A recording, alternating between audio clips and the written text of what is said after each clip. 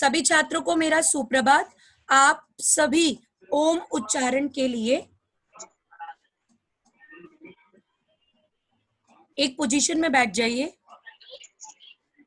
और आंखें बंद कीजिए। सबसे पहले अपनी कमर अपनी सीधी रखिए, स्ट्रेट योर बैक बेटा,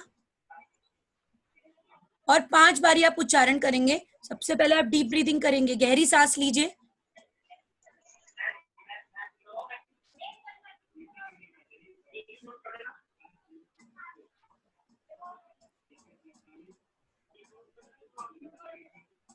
पांच बारी आप जब उच्चारण कर चुके हैं बेटा, यहाँ पर सब दिखाई दे रहे हैं, कौन कर रहे हैं या नहीं कर रहे, मैं एक एक करके चेक कर रही हूँ।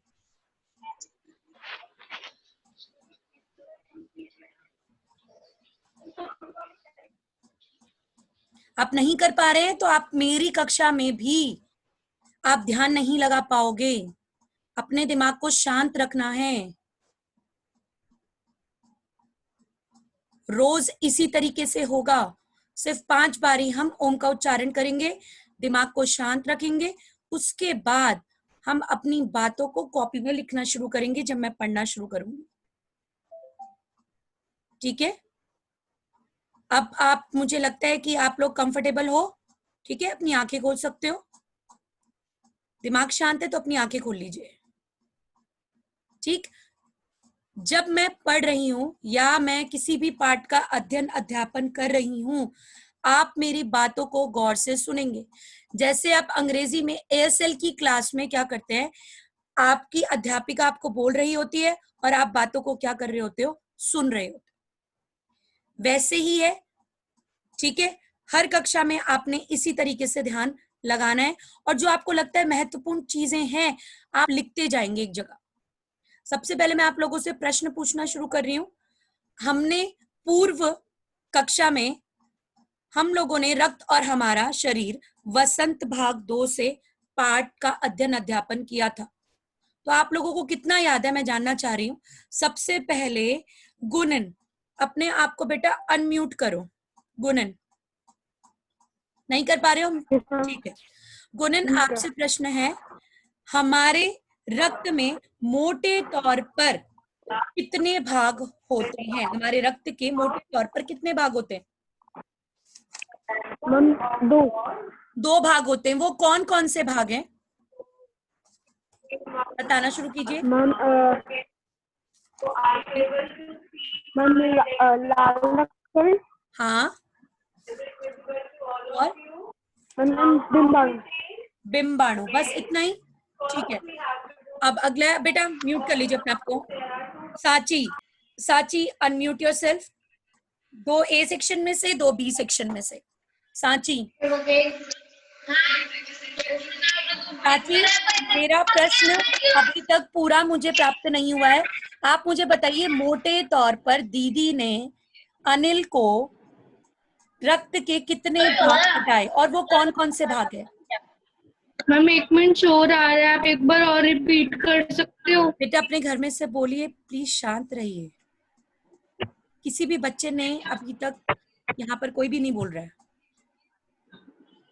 ठीक है, सांची अब बोलिए। दोबारा से मैं बोल रही हूँ कि मोटे तौर पर खून के कितने भाग होते हैं, रक्त के कितने भाग होते हैं? नाम बताइए। मैम रक्त के 2 भाग होते हैं, हाँ और जी। वो होते हैं ब्लड सेल हाँ, और नीले। नहीं पढ़ा इस बच्ची ने। साची म्यूट कर अपने आप को। रिया चौहान, रिया चौहान अनम्यूट योरसेल्फ बेटा। रिया चौहान, हाँ बच्चे जरा मुझे बताइए, आप लोग इतना ही नहीं बता पा रहे हो। 2 बच्चों से मैंने पूछा। मैम, हाँ बोलिए मैम बेटा। रक्त के 2 भाग होते हैं, हाँ जी, प्लाज्मा और बिम्बाणु। प्लाज्मा बिंबाणु। अच्छा एक बात बताओ, प्लाज्मा हमारे रक्त में कैसे बहता है? ठोस रूप मैम में वो या हल्का, तरल रूप में? मैम क्या? तरल रूप में बहता है या ठोस रूप में बहता है? मैम तरल रूप में। तरल रूप में, ठीक है। क्या सिर्फ बिंबाणु ही हमारे रक्त में बहते हैं और कोई कण नहीं बहते?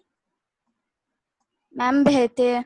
तो बताओ ना, कौन कौन से 2 कण हैं? और मैम लाल रक्त कण और सफेद रक्त कण। अब तुम्हारा उत्तर पूरा हुआ है। ठीक है, कल मैंने आप लोगों को बहुत सारे प्रश्न भेजे थे, उन्हीं प्रश्नों में से मैं आप लोगों से पूछ रही हूँ। ठीक है, अब मेरा अगला प्रश्न है मयंक शर्मा से। Mayank, unmute yourself. Mayank. Yes ma'am. ठीक है, दिव्या को कौन सी बीमारी थी? दिव्या को कौन सी बीमारी थी? Ma'am anaemia. एनीमिया बेटा, अनीमिया नहीं, एनीमिया। कौन सी बीमारी थी? एनीमिया। अब मोहम्मद अदनान मुझे एनीमिया की बीमारी के बारे में बताएगा। मोहम्मद अदनान, बेटा एनीमिया क्या होता है? मोहम्मद, अगर मेरी आवाज आ रही है तो आपको, मोहम्मद आवाज आ रही है? मोहम्मद अदनान को आवाज ही नहीं आ रही है। रोहन, अनम्यूट योरसेल्फ बेटा। Rohan, yes ma'am. बताना शुरू कीजिए बेटा मुझे, एनीमिया होता क्या है? मैम अनीमिया को खून की बीमारी मानी जाती है, जिसमें हाँ। खून की हाँ अनीमिया में जब किसी व्यक्ति को खून की कमी हो जाती है, हाँ जी, तब उस बीमारी को अनीमिया कहा जाता है। उस बीमारी को क्या कहा जाता है? एनीमिया कहा जाता है। ठीक है, अब आगे बढ़ते हैं। मैम अनम्यूट कर लूं? हाँ बेटा। अनिल और दिव्या कौन थे और वे कहाँ गए थे? ये अभिनव मुझे बताएगा। अभिनव, अनम्यूट योरसेल्फ बेटा। दोबारा से दोहरा रही हूँ प्रश्न, ध्यान से सुनिएगा। अनिल और दिव्या कौन थे और वे कहाँ गए थे?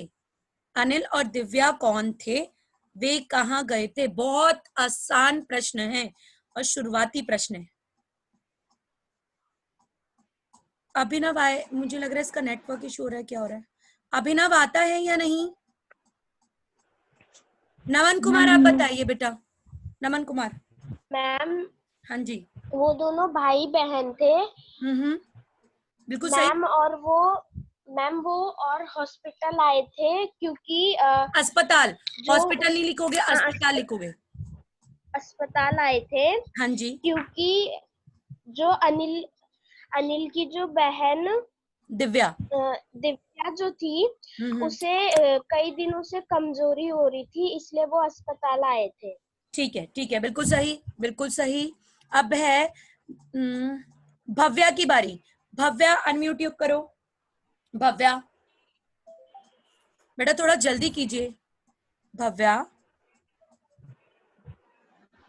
भव्या मेरी आवाज आपको आ रही है बच्चे? अनम्यूट क्यों करो? भव्या प्रश्न सुनिए। बिंबाणु की कमी किस बीमारी में पाई जाती है? मैं आपको ऑप्शन दे रही हूँ, विकल्प दे रही हूँ, ध्यान से सुनिएगा। बिंबाणु जिसे प्लेटलेट्स कण कहा जाता है की कमी किस बीमारी में पाई जाती है? टाइफाइड, मलेरिया, डेंगू या फाइलेरिया? कौन सी बीमारी में पाई जाती है प्लेटलेट्स की भी? मैम कौन कौन सी? टाइफाइड और टाइफाइड, मलेरिया, डेंगू या फाइलेरिया? Ma'am malaria. ठीक से बताइए, मैम मैंने आपको बहुत बड़ा उदाहरण भी दिया था इसका। भव्या नहीं आता, भव्या नहीं आता। मैम निखिल बताइए बेटा।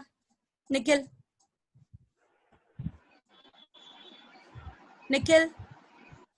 Ma'am dengue. डेंगू, ठीक है। अब यहाँ पर है शिनजैन। शिनजैन अनम्यूट कीजिए अपने आप को। शिनजैन। मैम ठीक है, शिनजैन आपसे प्रश्न है, डॉक्टर दीदी किसके द्वारा स्लाइड की जांच कर रही थी? डॉक्टर दीदी किसके द्वारा स्लाइड की जांच कर रही थी? माइक्रोस्कोप। अच्छा जी, उसको हिंदी में क्या कहेंगे? बाकायदा मैंने आप लोगों को डायग्राम भी दिखाया है, चित्र भी दिखाया है। हिंदी में क्या कहते हैं माइक्रोस्कोप को? प्रीति गुप्ता, अनम्यूट योरसेल्फ। प्रीति गुप्ता, दूरदर्शन। क्या कहते हैं? मैम दूरदर्शन। दूरदर्शन? दूरदर्शन तो टीवी होता है। गलत बेटा, रागी बोलिए। मैं बताऊं? हाँ जी बच्चे, सूक्ष्मदर्शी। सूक्ष्मदर्शी होता है। क्या होता है? सूक्ष्मदर्शी। जिसको पता है वेल डन, अपने लिए क्लैपिंग कर सकता है खुद से। सूक्ष्मदर्शी कहा जाता है बेटा। दूरदर्शन तो होता है, टेलीविजन को कहा जाता है क्योंकि हम दूर की चीजों का दर्शन करते हैं। उसके अंदर सैटेलाइट से आती है ना चीजें, इसलिए उसको दूरदर्शन कहा जाता है। और सूक्ष्मदर्शी छोटी छोटी चीजों को क्या करना, देखना बारीकी से। Lisa show me your face बेटा। लीजा मेरी आवाज आ रही है? नहीं तो मैं रिमूव कर देती हूँ अगर मेरी आवाज नहीं आ रही है। लीजा मैम आ रही है, मैम आ रही है ठीक है, आवाज। Show me your face. रक्त में हीमोग्लोबिन, ध्यान से सुनना, रक्त में हीमोग्लोबिन के लिए किस खनिज की आवश्यकता होती है? रक्त में हीमोग्लोबिन के लिए किस खनिज की आवश्यकता पड़ती है? जरा मुझे बताइएगा। जस्ता, शीशा, लोहा या प्लेटिनियम? लीजा,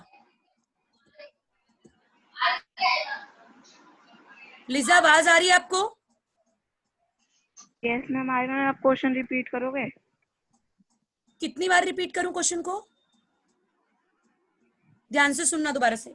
रक्त में हीमोग्लोबिन के लिए किस खनिज की आवश्यकता पड़ती है? जस्ता, लोहा, शीशा या प्लेटिनियम? मैम लोहा। लोहा। और जिन बच्चों ने मुझे चैट बॉक्स में लिख कर दिया है उन सबका सही है जिन्होंने लोहा लिखा है। ठीक है लिजा, इसके बाद है लास्ट आप लोगों का आखिरी प्रश्न है हर्षित से। हर्षित, हर्षित अनम्यूट करो बच्चे अपने आप को अगर मेरी आवाज आ रही है तो। हर्षित अपने फेस दिखा दीजिए, नहीं तो मैं आपको रिमूव कर दूं यहाँ से। फेस दिखा। मैम मेरा कंप्यूटर में मैम कैमरा खराब है इसलिए ओपन नहीं। ठीक है बच्चे, चलिए आप मुझे उत्तर बताइए। रक्त को 4 वर्गों में विभाजित करने का क्या कारण है? जरा ये मुझे बता दो। रक्त को हम 4 भागों में विभाजित करते हैं, 4 समूह में विभाजित करते हैं, क्यों? रक्त के समूह क्यों पाए जाते हैं? बताइए जल्दी से। आता है? नहीं आता, क्योंकि पाठ को क्या है ध्यान पूर्वक नहीं पढ़ा गया है। कौन मुझे बता सकता है? दिशिता झा, दिशिता झा बोलिए बेटा। Yes ma'am. Ma'am ma'am ma'am ma'am रक्त को चार भागों में इसलिए बांटा गया, 4 वर्गों में इसलिए बांटा गया है हाँ मैम ब्लड बैंक के लिए, क्योंकि आपातकालीन स्थिति में जिसका जो रक्त वर्ग होता है उसको वही रक्त वर्ग चढ़ा सकते हैं। बिल्कुल सही। ये इसलिए 4 वर्गों में बांटा गया है, क्यों? क्योंकि सबके शरीर में 4 तरीके से क्या हो रहा है, रक्त क्या है, बह रहा है। और हम एक दूसरे को बिना जांच के क्या है, रक्त नहीं चढ़ा सकते हैं। इसीलिए 4 वर्गों में क्या है, रक्त का विभाजन किया जाता है। और जिसकी वजह से क्या है, अभी एक बच्चा है प्रगुनी। प्रगुनी आप कुछ कहना चाहते हैं? प्रगुनी अनम्यूट कीजिए अपने आप को। मैम नहीं, मैंने चैट बॉक्स में आंसर लिखा है। हाँ देख लिया, बिल्कुल सही है बच्चे। और शायद जो मैं बोल रही हूँ वही आप भी सोच रहे हैं, हाँ या ना? ठीक है, तो हमें ये ध्यान रखना है कि 4 वर्गों में क्यों विभाजित है रक्त। क्यों? क्योंकि 4 वर्ग हमें यह समझाते हैं कि हम एक दूसरे को क्या है, रक्त तब तक नहीं चढ़ा सकते हैं जब तक हम अपनी रक्त की जांच ना करवा ले। और एक दूसरे को, और मैंने आप लोगों को क्या है पूरा चार्ट बना के दिया था कि जो ए ग्रुप है आपका, ए समूह है, वो किसको रक्त दे सकता है? वो ए को दे सकता है या ए बी को दे सकता है। ठीक है, किस किस को याद है? मैं पूछना शुरू करूँ। अनन्या बंसल प्लीज बताना शुरू कीजिए बच्चे।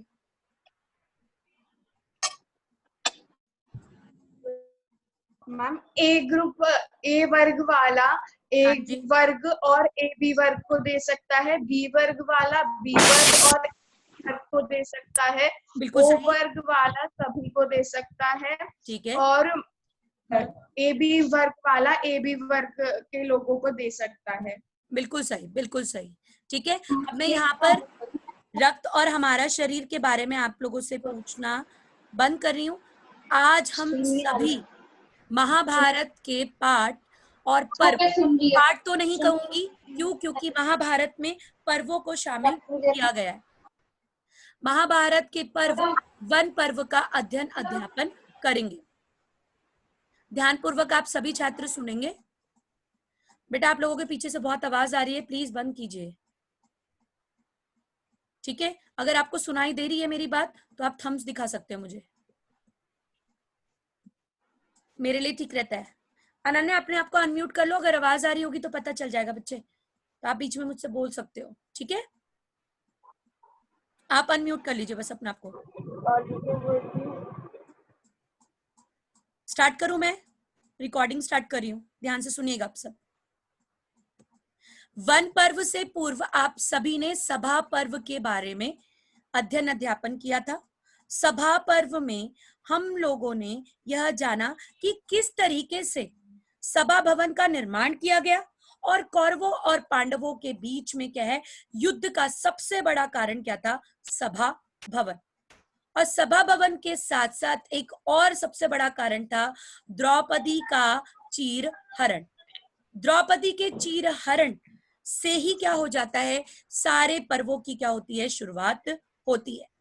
अब वन पर्व में वन में जाकर युधिष्ठिर और सारे पांडव क्या करते हैं, किन से मिलते हैं, उनके बारे में आप लोगों को बताया गया। तो आइए अब हम पर्व का अध्ययन अध्यापन करेंगे। ध्यानपूर्वक सारे छात्र सुनेंगे। महाभारत के सभा पर्व के बाद आता है वन पर्व। हस्तिनापुर में द्रौपदी के अपमान के बाद और पांडवों के वनवास की शुरुआत से वन पर्व की क्या होती है, शुरुआत होती है। वन पर्व में अनेक अद्भुत कथाएं और प्रसंग आते हैं। आप लोगों को संक्षिप्त तौर पर कुछ प्रसंगों को आप छात्रों के सामने प्रस्तुत किया गया, जो महत्वपूर्ण प्रसंग है। तो पांडवों का वनवास, भगवान श्री कृष्ण का पांडवों से मिलना, अर्जुन की इंद्रलोक पर्वत पर जाने की जो तपस्या है, उसकी यात्रा, भगवान शिव के किरात अवतार से अर्जुन का युद्ध, किरात द्वारा अर्जुन को पाशुपत अस्त्र प्रदान किया जाना, और अर्जुन ने जब इंद्रलोक की यात्रा की तो उस समय उसे कौन कौन से अस्त्र प्राप्त हुए, इन अस्त्रों के बारे में आप सभी जानेंगे। बेटा अपने आपको म्यूट कीजिए, सारे म्यूट कीजिए।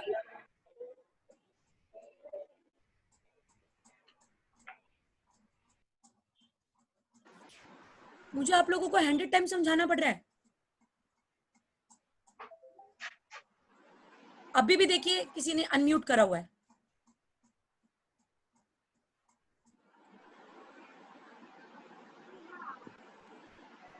किरात द्वारा अर्जुन को पाशुपात अस्त्र प्रदान किया जाना, अर्जुन इंद्रलोक में जाना और नल दमयंती कथाएं और अनेक तीर्थों की महिमा,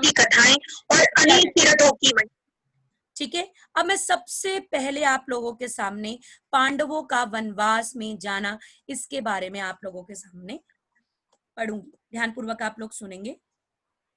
सभा पर्व में हमने पढ़ा कि द्रौपदी चीरहरण प्रकरण होने के बाद युधिष्ठिर फिर क्या करते हैं, जुआ खेलते हैं। किसके साथ? शकुनी के साथ। और फिर दोबारा से वो द्युत खेलन में हार जाते हैं और फैसला यह लिया जाता है कि अब पांडवों को 12 वर्ष का वनवास और 1 वर्ष का अज्ञातवास बिताना होगा। यहाँ जो धर्मराज लिखा गया है, ये युधिष्ठिर को कहा गया है। एक बात का ध्यान रखिएगा कि हमने सभा भवन में आखिरी में यह पढ़ा था कि दोबारा से शकुनी और युधिष्ठिर का क्या खेला जाता है, जुआ खेला जाता है, और उसमें युधिष्ठिर क्या होता है, हार जाता है। और युधिष्ठिर फिर दोबारा से क्या करता है, 12 वर्ष के लिए वनवास में जाता है और 1 वर्ष के लिए अज्ञातवास में। अज्ञात का मतलब होता है कि आपको कोई भी ढूंढ ना सके, ऐसी जगह आप लोगों को जाना होता है। युधिष्ठिर भी ऐसे ही करता है।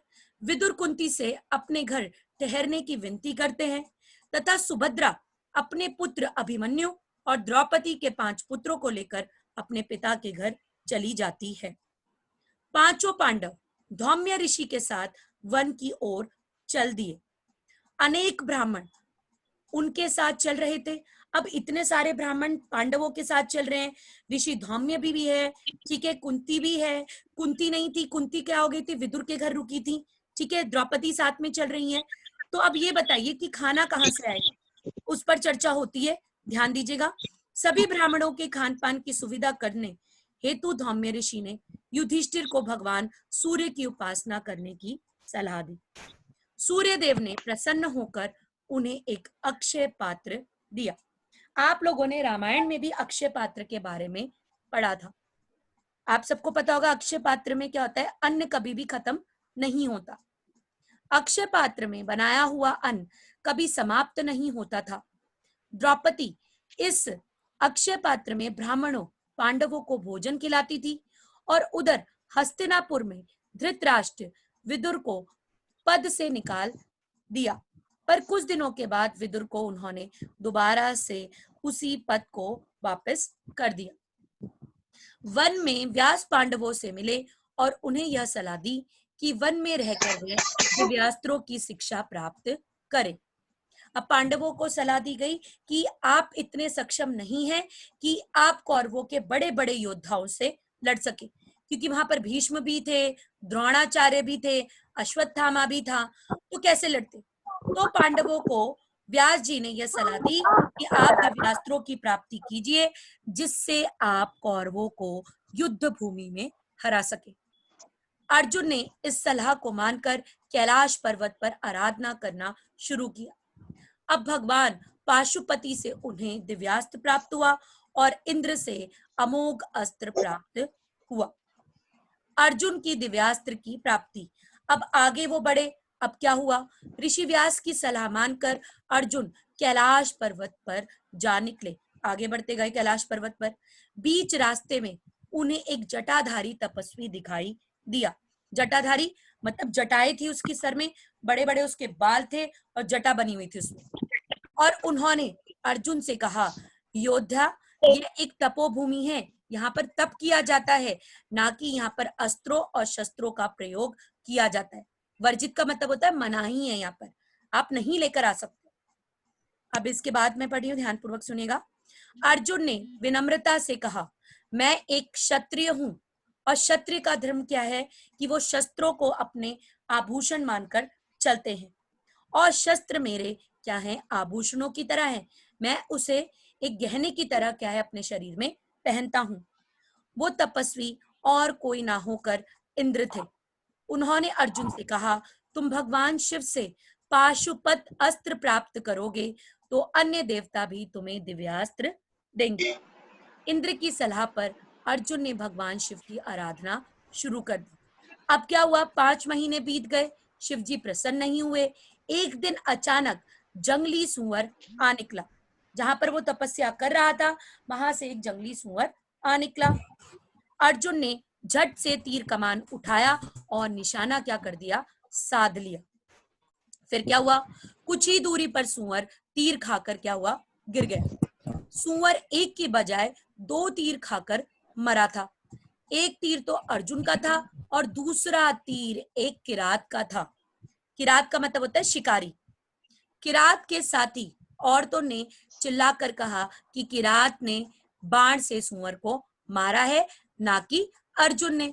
इस बात से क्या हुआ, अर्जुन क्या है, बिल्कुल ही चिढ़ गए, गुस्सा हो गए और उसने किरात पर बाण चला दिया। अर्जुन को अपने बल पर बहुत ही क्या था, विश्वास था और उसे ये लगा कि मेरे बल के आगे ये कौन वीरशाली है जिसने सुअर को गिरा दिया। तो वो किरात से ही क्या करने लगे, लड़ने लगे। किरात ने बड़ी ही आसानी से अर्जुन के बाणों को काट दिया। गुस्से में अर्जुन ने धनुष फेंक दिया। वो तलवार निकालकर किरात की ओर भागे। किरात ने अर्जुन की तलवार तोड़ दी और अर्जुन को उठाकर नीचे पटक दिया। जब अर्जुन का कोई भी दाव नहीं चला तो अर्जुन ने किरात के पैर पकड़ लिए। तब किरात अवतार लिए भगवान शिव प्रसन्न हुए। और ये किरात कौन थे, शिव जी थे। उन्होंने अर्जुन को महान पाशुपात अस्त्र दिया। साथ ही यह भी बताया कि अस्त्र का उपयोग मनुष्यों पर करना क्या है, मना है। अगर तुम मनुष्यों पर इसका उपयोग करते हो तो यह अस्त्र तुमसे क्या है, वापस ले लिया जाएगा। यहां तक किस किस बच्चे को समझ आ गया? पहले मेरे प्रश्नों के उत्तर आप दे दीजिए। मैं यहां तक आप लोगों से पूछना शुरू करती हूँ, आप उत्तर दीजिएगा। अगदस, अगदस अनम्यूट कीजिए बेटा अपने आप को। अगदस, अगदस मेरी आवाज आ रही है बच्चे? प्रीतिका, प्रीतिका अनम्यूट योरसेल्फ बेटा। तेजस्वनी, प्रीतिका, तेजस्वनी और प्रीतिका से प्रश्न पूछे जाएंगे। तेजस्वनी आवाज आ रही है बच्चे? ठीक है बच्चे, अनम्यूट करो बेटा, तभी मुझे भी आवाज आएगी। प्रीतिका, पहला प्रश्न है, मैंने शुरुआत में बताया कि सभा भवन में हमने ये सारी चीजें पढ़ी थी, द्रौपदी का चीरहरण, ठीक है, और साथ ही साथ सभा भवन का निर्माण किसने किया था, जिससे शुरुआत होती है वन में जाने की। आप ये बताइए, वनवास के लिए या अज्ञातवास के लिए पांडवों को बोला गया था या कौरवों को? हम पांडवों को। पांडवों को, ठीक है।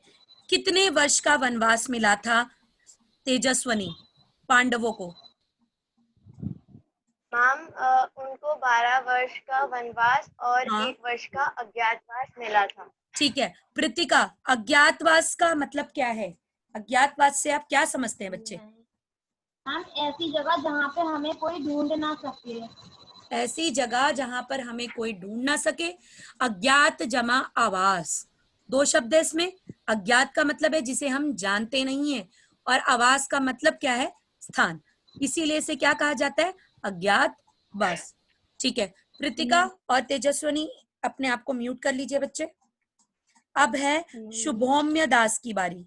शुभौम्य, अनम्यूट योरसेल्फ बेटा। ठीक है। शुभौम्य और तनय, तनय अनम्यूट करो अपने आप को। ठीक है। अब मुझे ये बताइए, किरात कौन था? शुभौम्य। मैम किरात शिव जी के रूप में एक शिकारी था। ठीक है, शिकारी थे। ठीक है। तनय, तनय, शिवजी ने अर्जुन को कौन सा दिव्यास्त्र दिया था तपस्या से प्रसन्न होकर? Yes ma'am. बताइए बच्चे, अस्त्र का नाम बताइए।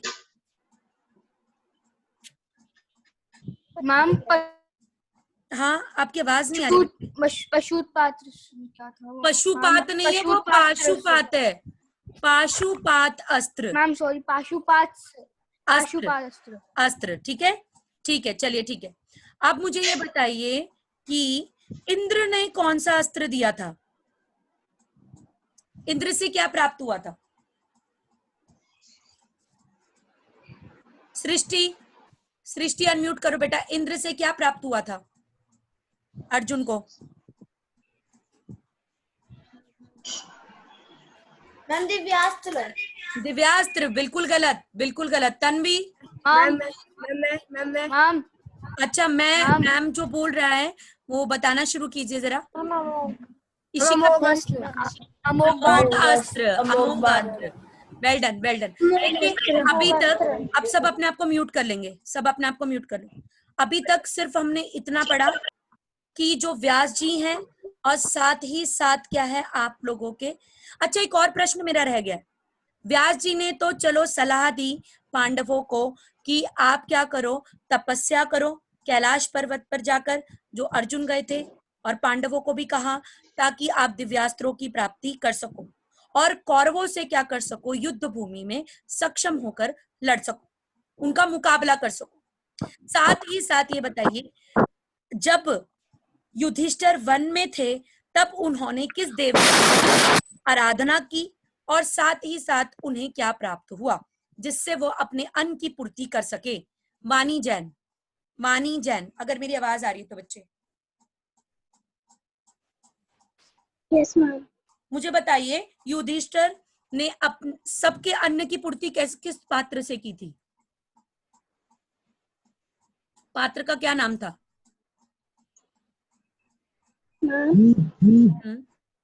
नहीं आता, आगे बढ़ू। इशिका वर्मा, इशिका वर्मा। Yes ma'am. हाँ जी बच्चे, मुझे बताइए कौन सा पात्र था? कौन सा पात्र था बेटा? मैं बताऊं?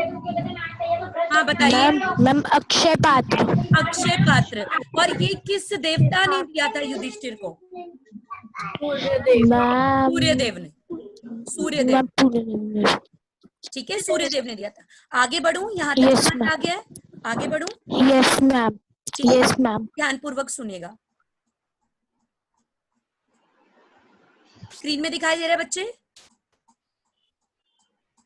यस मैम, ठीक है, मैं आगे बढ़ रही हूँ, ध्यान से सुनेगा। अब है, तब किरात अवतार लिए भगवान शिव प्रसन्न हुए। उन्होंने अर्जुन को महान पाशुपात अस्त्र दिया। साथ ही बताया कि इस अस्त्र का उपयोग आप मनुष्यों पर नहीं कर सकते हैं। आगे बढ़ते हैं, 1 मिनट। अब यहां तक दिखाई दे रहा है, आगे बढ़ू। अर्जुन की इंद्रलोक यात्रा। अब यहां से अर्जुन की इंद्रलोक यात्रा शुरू होती है। पाशुपात अस्त्र प्राप्त करने के बाद अर्जुन वापस क्या है, इंद्रलोक के लिए निकल पड़े, आगे बढ़े। रास्ते में अर्जुन को इंद्र के सारथी मालती रथ लेकर उनकी प्रतीक्षा करते हुए नजर आए। मालती ने कहा कि देवराज ने आपको बुलाया है, आप मेरे साथ चलिए और असुरों का संहार कीजिए। अब असुरों ने, राक्षसों ने स्वर्गलोक में बड़ा ही उत्पात मचाया हुआ था, जिससे इंद्र क्या थे, बड़े ही परेशान थे। और अर्जुन ही एक ऐसे थे जो क्या कर सकते थे, उन्हें इस मुसीबत से बचा सकते थे। फिर क्या हुआ, अर्जुन ने कई असुरों का संहार किया और अर्जुन का स्वागत किया गया। उससे अपने अपने दिव्यास्त्र क्या है, दिए गए। और एक रात्रि अर्जुन द्रौपदी और अपने भाइयों के बारे में सोच रहे थे। उर्वशी नामक अप्सरा उनके पास आकर बैठ गई। अर्जुन ने तब उर्वशी से समागम करने से मना कर दिया।